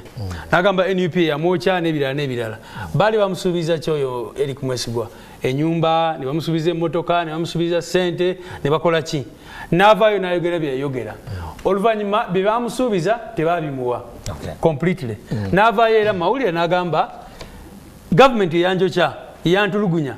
bavaayo ne bansuubiza ssente bweziti ne bweziti okuvaayo so oyo saanya okirabira ddala nakugambye omusajja abadde mukomera all of a sudden wuyo bamwambaziza aka t-shirt ka yero ekyo kiba kya buswavu nnyo era wenjogeredde nti mukulu abalaata kubanga ku myaka gye nsuubira nti bambe yali badde alumirirwa bano abaana yali badde tabifula bya bufuzi nti kati bwe banaavaayo bagenda kuwagira kibiina ki jjukira omuntu okusalawo ekibiina kyo byobufuzi olina okuba free nosalawo nti kati kangende mu NUP kati bano abantu obasuubiramu ki ku ssaawa zino nga bakyali mukomera nti basobola okukola informed decision nga ffe aba NUP mutuwa dakiika 15 okulabako abantu 5 mmwe buli lunaku nga mugendayo mubaperereza mugende ekimanyi tugenda bawa ntandikwa tugenda bawa ssente tugenda kukola ki obasuubiramu ki abantu abamaze emyaka 4 mukomera okusalawo nga bakyali mu kooti kyembadde nga nti nga bafulumye mu kooti bwe banaba bafulumye bagenda kudda wa nga bayina back to their consciousness nga bayina eddembe lyabwe basobola okwesalirawo nga bali free bagenda kuddawa bagenda kukomawo mu NUP oba bagenda kugenda mu kibiina kirala naye waliwo ekirala kyenayagadde okutangazaako sadyagadde abatuuliriza bantegeere bubi nti mpagira kooti ey'amagye by the way bwe twabadde tulijectinga NRM yabadde rejectinga etteeka lya lumu erya administration of parliament okuba nti nno LOP alondebwa ebiina ebivuganya bagambye naffe enkya tuyinza okwesanga nga ffe tuli ku opposition ffenna mu kiseera kino tuli ba candidate bwebanga kooti y'amagye esobola okuwozesa omuntu wa bulijjo ffenna candidate ffenna tusobola okugendayo ffenna tusobola okutwalibwa mu kooti y'amagye waliwo omwana wange omu muwange eyo ye munne yagamba bugambi bajja ne babba mobile money nga bakozesa emmundu kakati eyali amuliraanye eyali okumpi awo n'agamba nti nawulidde gundi ng'agamba nti musobola okujja kati kakati banatera okuggalawo kati ne bajja n'emmundu yali kampeyina wange akyale kati bwe bajja okukwata gwe bansookerako nti alina gwe yabadde ayogera naye then alina kyabimanyiko ate nga byekuusa ku by'emmundu ne bamutwala mu kooti y'amagye naye nga yali waffe wa kale nandisabye nti ekyandibaddeko nga kikendeezebwako naye nga okuba nti nno Anthony General yakola apiiru ndoza mukulu Sewanyana waliwo awo kyotonnyonnyodde mu bulungi tekiba kitegeeza ntennaba kuggibwawo ekyaliwo era ekyawozesa emisango nga bwebadde egiwozesa ekya gavumenti okuwaliriza of course ndoza kyenabadde njogerako nyinza okuba nga saategerekese bulungi ye muntu tugamba okukwata ekiso n'akiteeka ku bulago bwo nti kati kkiriza kino kibeere bwekiti ne bwekiti ekyo tekisoboka naye kiyinza okuba nga embeera yebawaliriza kati embeera bwekibanga gavumenti yebawaliriza then awo nkikkiriza naye ate era tulina okwebuuza nti kisoboka okuba nti omusibe atuuka ku sseeri erikkiriza nti omusango naguza oba saaguzza okusinziira ku by'abaalimu kale njagala kugenda wa Dr. Livingstone Sewanyana ensonga z'amateeka zino zitegeera bulungi nnyo kakati bukedde ku makya abasibe bano batwaliddwa mu kooti babataddeko emisango gye babateekako ate emisango minene gyakulya mu nsirukwe kusangibwa na bintu masasi biki kulya mu nsirukwe musango gwa Nagomola kakati bavuddeyo ku makya beeganye oba bavuddeyo ku makya bakkiriza basoose ne bajeegaana ne bamala ekiseera ne bagikkiriza Saanya omulabye ng'agamba nti omusajja bulijjo atukolamu ssente kakati tusuubire mwami Kyagulanyi okukwatibwa kubanga bano bakkiriza ne balaga nti emisango weegiri naye yatutuma wuuli tumusuubire olunaku lumu okukwatibwa amateeka ogalamula gatya nga omuntu yeesanze nga omusango asoose n'agwegana naye n'amala n'agukkiriza naye ne yagumutuma nga waali kyekiba kiddako awo sebo abatuwuliza era n'abatulaba ndowooza ate tulina okukitegeera nti enkola ey'amateeka esinziira ku bujulizi obuba buleeteddwa. Kati gwe byoyogera, kati omusibe oyo byayogera bwe bamuyita mbu byambu. Bwe twogera ku bujulizi tutegeeza omuntu ogenda mu maaso ga kooti ne bamukwasa bayibuli oba ekkolaano n'alayira n'agamba nti bingenda okwogera ge mazima amatuufu era ge mazima, n'awozesebwa. Ate mu kuwozesebwa waliwo ne kye bayita cross examination, ng'abuuzibwa ebibuuzo 4 n'akataano basobole okukwataganya byayogera oba ddala bituufu. Era nga bwe wawulidde Mwami Rubonga yakugamba eyo process bweggwa, ate na bano ne baleeta okukola ki, okwewozaako kwabwe. Kati eyo stage tetunaba na kugituukako. Bino bye tuliko twogera tuli mu mbu, era ndowooza y'embeera eyo gye twogerako nti mu bulumi oyinza okuvaayo n'ogamba nedda naguza oba gundi gwakola bwoti. Sebo tetunaba kutuukaawo. Okutuusa nga tutuuse ku stage eyo kiba kizibu nnyo okugamba nti oba ono ddala yamukaka oba yamuperereza oba yakola ki. Bino byonna nze ndowooza mu stage eno kye tutunuulidde eringanga era nga bwe bagamba byabufuzi, bikyali mu byabufuzi, naye nga mu mateeka olina okuleeta obujulizi, olina okubukakasa, olina okusoyebwa ebibuuzo, nabali baleeta obujulizi bwabwe. Oluvannyuma omulamuzi n'amala n'atunula n'alaba ddala nti oba omusango wagukola ki. Naye nze kyensuubira olw'okubanga birimu ebyobufuzi, oyinza n'okwesanga nti waliwo okutya nti oba oli awo n'obujulizi bwe bunaaleetebwa tewajja kubaawo omusango gulabika. Kati awo ne twesanga tuli mu kattu. Kati bakozesa amakubo gonna, kubanga kati ekintu kino kirimu n'obuswavu. Njukira nti twogera ku myaka 4, nzikiriziganya ne honorable nti ekitongole kiramuzi kirina obuzibu, naye ate emisango gino gyo girimu enjawulo, kubanga abantu betwogerako nga bwe tugamba babyabufuzi. Ekyokubiri bawambibwa, ekyokusatu banyigirizibwa. Kati ate kyawukanamuko ku bantu bano aba bulijjo be bawozesa mu ngeri za bulijjo. Kati ky'oba olaba nti mulimu okuswala. Okuswala kuli bwe kuti nti ebintu bino we byagwawo gavumenti yateekebwa ku nninga.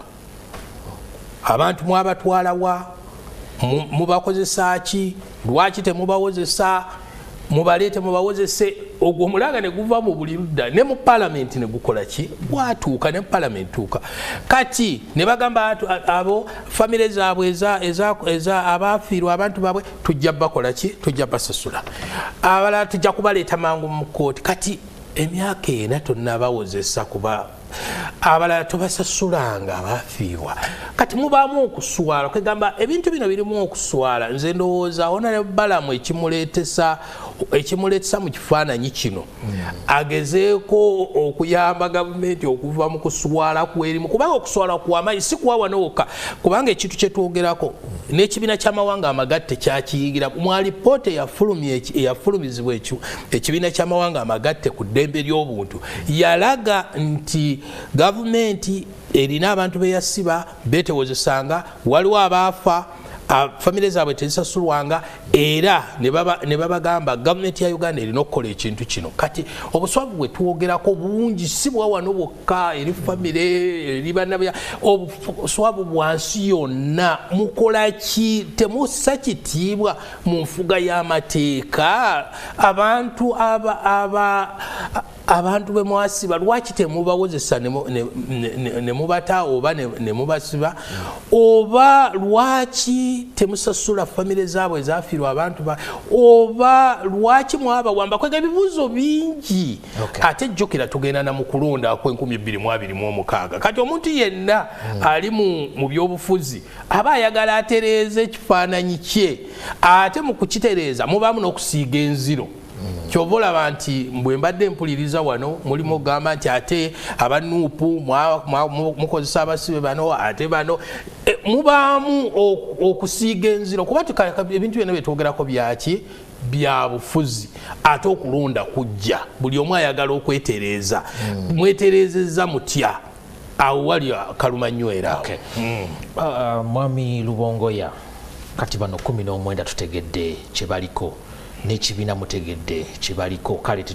nga tuvuddeyo babakase tebabakase ne kati kitegeerekese bo we bali wategeerekese temufunye ku buweerero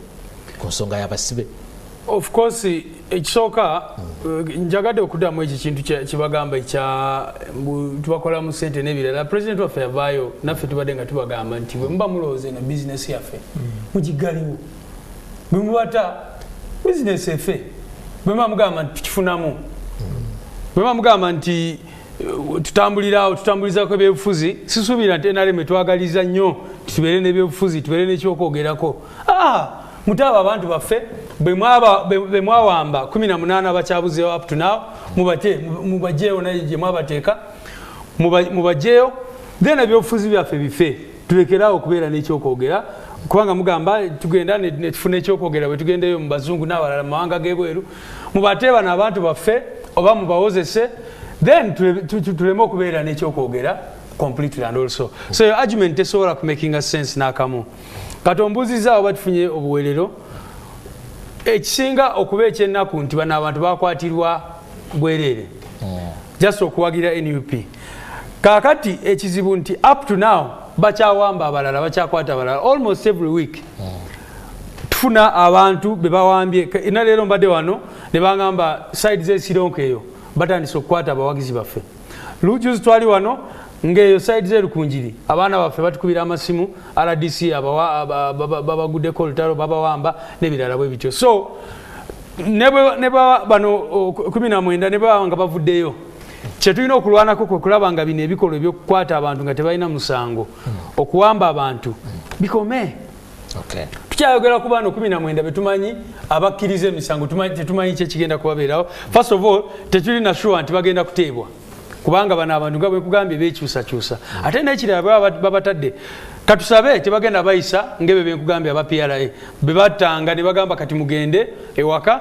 emyezi 2 down the road ne bababuzaawo oba ne babatuusako obulabe n'ebirala bwe bityo naye kati tulina abantu abo 18 ababuzibwawo bano be bakola okukaka abantu kikulowoozesa nti abantu abamu bayinza kuba babakuba bubi nnyo ne babattiira neeyo nga bagezaako baforcinga okukkiriza gino emisango kubanga ensi yonna Damulira yamulaba poliisi amina amagye nga gamutwala gamujja ku dduuka lye up to now tetumanyi wagyali yatwalibwa ne mutabani we n'amuwulira ng'ali mu lume endala ng'akaaba ng'awanjaga kaakati olowooza Damulira ki ekyamutuukako saagala kwogera kubanga family eyinza okuba endaba balowooze nti tuconcludize nti omusajja bamutta naye possibility weeri kubanga bwe tuba tugenda mu myaka 4-5 ng'omuntu gwe mwajja ku dduuka lye aputinao temuleetanga bakanata Muhammad gwe basanga mu nyumba ye ne batwala Kawenja Moses gwe basanga mu tawuni Kibalama John Bosco yabulirawo ali ku Gaza Road kakati kitegeeza nti kino kyetwogerako ekyokkaka abasibe era tulina ne group endala basooka ne bapleadinga guilty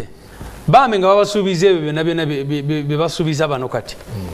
naye bwe bamala okukkiriza emisango nga babakuba bubi nnyo wabula batunula ku bukongovule amavivi babakuba bubi nnyo ne bakkiriza ne bawandiika ne basayininga nti kituufu twaza emisango n'ebirala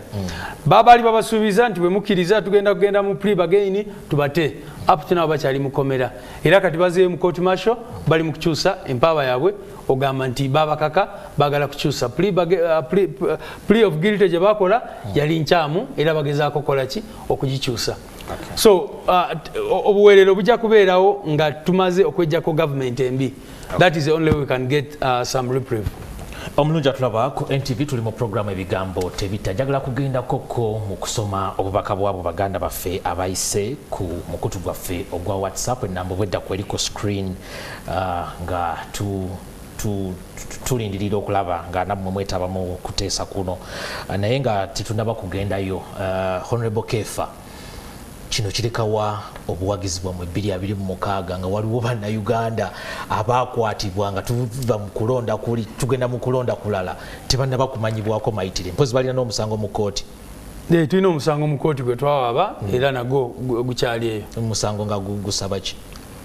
jukira twagenda mu parliament ni tugenda mu Human Rights Commission wangade anavayo nagamba ojali mizimu nti bali tebaliyo kati ne tugenda ne mu High Court ne tujigezesa nga tusaba government accounting ile bana abantu 18 era ne tuba obujulizi bonna bamusanga wano ne bamutwala ye national ID bebimukwatako ne family zabo ne ziwa affidavits okulaga nti bana abantu court government ile abantu ba yes 2026 atuse ebibina bitandise okweteekateeka naye wakyaliwo abakwatibwa nga tuli mu kulonda kuliyo kwa 2021 tebalabikanga kibalekawa nga NRM sewu. Okay, ekyo kyayogerwako nnyo naffe ne tukyogerako mu parliament ne bannaffe aba opposition ne beekandagga ne bafuluma okumala ebbanga naye kyetugamba nti bwabanga waliwo abakwatibwa abamanyiddwa gye bali baleetebwe naye bano balina engeri gye bainsistingamu nti bonna abantu gavumenti ye balina naye nga waliwo abamu abatamanyiddwa wagye bali ekyo ndowooza gavumenti terina busobozi bumanya abantu gye bali kakati omuntu bw'abanga yemulula tomanyi gyali nga wamusanga wuwe ne mundu okay kati bano bo kye balumiriza obwo bukakafu nze mbadde sinnabulaba era sijjukira nti bwaleetebwa mu parliament bwe twali nga tukyogerako naye bwe kibanga weekiri nandisabye gavumenti yaffe ekirongoose kibe nga kirongoka nga tetukalubirwa nnyo naddala wano mu Buganda ebintu bwe bityo biba bitukola bubi naye kyenjagadde okwogerako bannaffe mukulu Lubonga yakyatayogerako nti ensonga zino ezibaddewo muno okulwanagana okuliwo omu okugamba munne nti yalidde sente zebweziti yalidde miliyoni 5 ate bannaffe nga bali mu kkomera ndoza tekikoze bulungi bannaffe tekibalaze kifaananyi kirungi ekyo ngani yazirya soko muleka akimalirize tekiraze kifaananyi kirungi kitya kinyonyole bulungi kitegeerekeke anti kati bali mu kkomera abaana baabwe tebasoma naye yagambye balina abaana 2 be bali mu kulabirira simanyi saategedde engeri gye babadde bayambamu okay mulina abaana 2 be muli mu kulabirira ekyo kirungi nnyo naye saategedde engeri ki gye muli mu kulabirira bano abali ekitalya nakugambye nti buli mwezi tulina budget era tulina welfare officer agenda kitalya n'abatwalira emmere era njagala omusibe nave akidisputing kubanga abasibe oba olina abasibe 10 buli mwezi ng'osindikayoko kubanga muntu baba mukomera byetaaga okusinga bateeka sabuni ebyokulya bwe bityo just okukyusamu kuva kawunga kekomera n'ebirala bwe bityo ate nekugamba ne family zaabwe tubayambako naye nekugamba tetulina busobozi obureplacing abantu baabwe abali mukomera tetulina busobozi gwe ne bebakuwa abantu abaana 5 ne bagamba balabirire omanyi kitegeeza naye kati bana abaana ogenda kwesanga yes kituufu nti oli bw'aba alina abaana 6 ne tumuyambako abaana 2 tuba tugezezaako tuba twagala ono omuntu mumute aveeyo alabirire abaana be bonna abaana be 6 so nga bano ba NRM kati kankugiriyo n'ekyo ekifaananyi ekituufu bo bakola etteeka nga beewa 75% ku sente eziva mu parliament zeallocating ebibiina byobufuzi NUP efunako just 12% kati ku mirimu gyonna gyonna gye tulina okukola emirimu gyonna gyonna gye tulina okukola nga bwolaba anti ndi mukugamba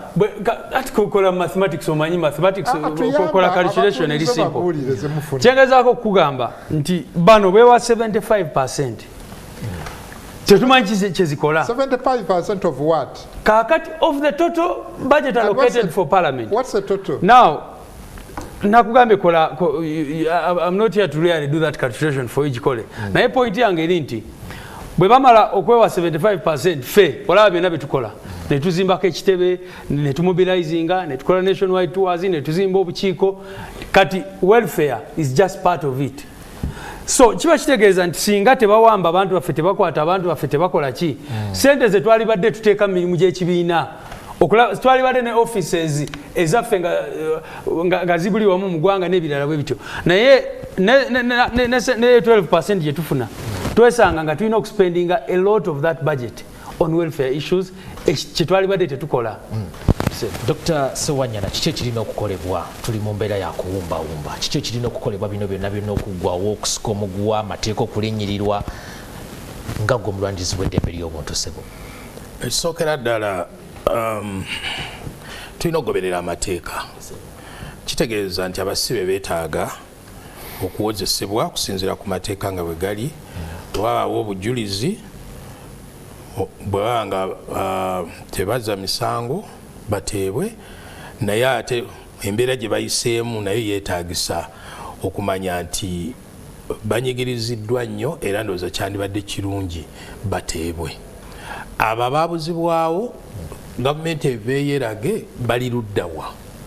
abaafiirwa abantu baabwe balina okuliyirirwa, naye n'abo abeenyigira mu kutulugunya, mu kutta, mu kukuba nabo balina okukwatibwa, nabo bawozesebwe. Kubanga twogera ku bano abasibe aba NUP naye bano abeenyigira mu bikolwa bye twalaba mu 2020 ab'ebyokwerinda boyogera ab'ebyokwerinda abeenyigira mu bikolwa ebyo bo bali luddawa, teboogerwako kubanga ekyo kye kireetedde embeera y'abantu abamu okutwalibwa nti nno bo bali waggulu w'amateeka. Perpetrators, abantu abeenyigira mu mivuyo, mu kutulugunya, mu kutta, nabo bateekwa okuleetebwa bawozesebwe. Eyo y'enfuga y'amateeka. Obwenkanya bulabike. Obwenkanya bulabika kiba kitegeeza nti abantu nabo bafuna obuweerero ne bamanya nti nange bwe ngwa mu kizibu bwekiti bwe nti bwe nina okuyisibwa. Palamenti nayo erina okukola omulimu gwayo kubanga olukiiko olukulu olw'eggwanga mu katundu 79 muweebwa obuyinza bungi naddala okulaba nti gavumenti ekola ebyesaanidde okukola. Bweba tebikoze mwe mulina obuyinza okubakwatako,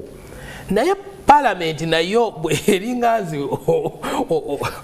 omuntu wa bulijjo kubanga nammwe mwegayirira bwegayirizi musaba busabi kwegamba oluusi ne weewuunya obuyinza bwonna bwe baabawa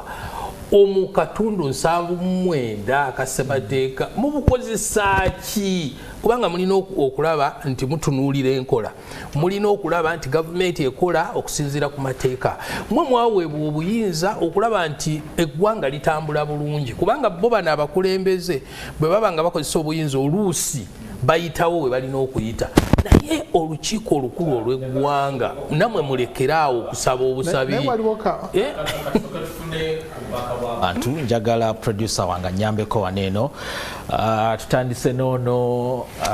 agamba nti Honorable Kefa amazima agamanyi naye bambi mukozi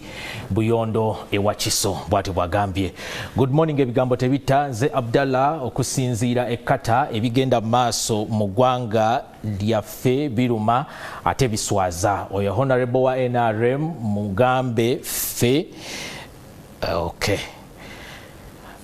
Era Abdallah yazze oli Honorable wa NRM mugambe ffe abalaba TV tetutegeera ayogere amazima kuba encha kigenda kutuuka ku ye. Okay. Thanks for the program. Those NUP leaders are the one who mislead Ugandans, promising them false new Uganda instead of advising them to work. Aratukunda Korodi from Kakumiro district. Katamba, I'm Ivan from Chiboga. Bobby Wine is alikolas ndoza Bobby Wine alikola sente mubana baba ne. Okay. Kale. Asebo webale kuweereza nze Kirabira Ali ndi wakiso ekyabasibe okukkiriza emisango tebakikoze mu bulungi wabula ejo misango egyo mizannyo gya movement. Nze Serwadda Ronald mukulu kyofa tubuulire abadde ategeeza keefa mukulu keefa tubuulire omuntu akkiriza ogw'obutujju ayisibwa atya mu mateeka g'ensi yonna era tubuulire obulabe bwe bwolekedde. Hello there, thanks for the show. How come the person who pleaded guilty was in an NRM shirt? Government fell in its own pit indeed. Okay. I'm Sam watching from Uganda, Nansana. Thanks for the show. My question goes to Lubongoya. Twagala tutangazeemu Eddie Mutwe and Nubianili okuva mu komera tewali wokuteesa.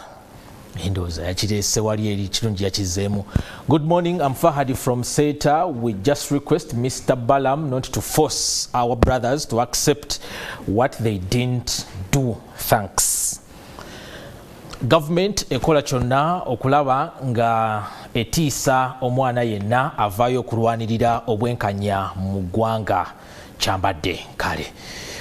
Katamba mwebali kuweereza nze Sebunje Francis ekyegegwa mu B13 zikiriziganya ne banna NUP okuvaayo ne bakkiriza emisango kubanga nabo bayina be balabirira mu maka gaabwe batuufu okuwanika Lubongoya nga ye ndoza batuufu okuleka nga Lubongoya nga ye atubuulire abasibe abo mu Luganda lutabuse kanfuneyo omulala. Kale, that's why I admire Kenya. At least laws are put into use. Please NRM government try to copy Kenya. Shaidan Enasana kale ndoza katusembeyo nono nze nkunyingi Medi wano endeje. Just to know papa, we are living in state of shameless people, starting from the top to the bottom. Even defending this government is very hard. Era neewuunya omukadde oyo kyaliko ku myaka gye alina okuwummula naye ali awo adefendinga the undefended. Kale katusembeyo naabo mwebale nnyo mwenna abataddeko obubaka bwammwe tujja kugenda n'ezo endowooza zammwe akaddeko katandise okutugoba katulagira kuva wano ndowooza mu ddakiika emwemu abakulu kabasiibule nja kutandika ne Honorable Kefa tujje bwe tutyo. Omukulu Lubongoya kyataabulidde batuuliza yabuulidde percentage ekyabadde ndowooza deliberate. Esewo sente ziri mmeka osobola kituyambako NRM efuna mmeka ne bano bafuna mmeka. nga electoral commission ewa ebibiina byonna ebyobufuzi billions 35 kati bwe tuba nga tugendedde ku billions 35 12% zibeera mmeka kibale okiwulire NRM etwalako mmeka ekirungi bya NRM obimanyi 12% bibeera obuwumbi 5 NRM netwalako mmeka NRM negaba nezisigaddewo n'ebibiina ebirala naye kyeneewuunya nti ku buwumbi obutaano ze millions 15,000 naye kati omukulu n'ekibalo ekiri simple yagambye nti 12% ya 35 is 5 kati abatulaba nabo bakira gwikola quick calculation olabe njagala kusiibula kagende bali bannange otuwuliriza webale sebo tukyaza Dr. Sewanya nasiibula abatulaba mbebaza abadde batulaba ku programu eno nze nkubiriza buli omu gyali mu kifo mwali okulaba nti asse ekitiibwa mu mateeka era n'enfuga y'amateeka n'okugyawo embeera ereetera abantu okulowooza nti tebalina mwasirizi. Maybe Honorable Kefa Ndabya atandise okwogera. Anyway, point enkulu gye mbadde ngezaako okulaga nti first of all, even the little money we get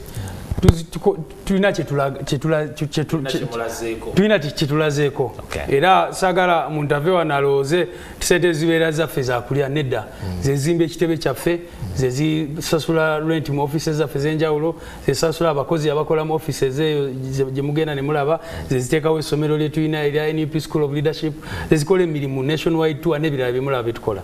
So abantu baffe njagala beebaza okulaba nga bwe muli tusigale nga tulwanirira eddembe ly'obuntu tusigale tugenda tulwanira enkyukakyuka naye abantu baffe kyenjagala bamanye bino ebintu tebisobola kuvaawo bakukyuka kubanga tulabye PRA nga babayisa bwe batyo twalaba ab'Ekasese nga babayisa bwe batyo n'abalala so ekikulu tulina okulwanira enkyukakyuka tusobole okubeera mu Uganda yeeyagaza abantu bawe bonna. Kale toyanza nnyo toyanzeego omulungi abadde atugoberera wano ku programu ebigambo tebitta ku NTV tetugenda kusukka wano tubeera buli lwamukaaga kuva ssaawa 3 paka ssaawa 5 ne programu eno egenda kuddibwamu olunaku olw'enkya nga amawulire ga weekend edition ag'essaawa 3 nga gawedde. Nze Ani Walukatamba mbagaliza ekiseera ekirungi Mukama Katonda abampeera omukisa.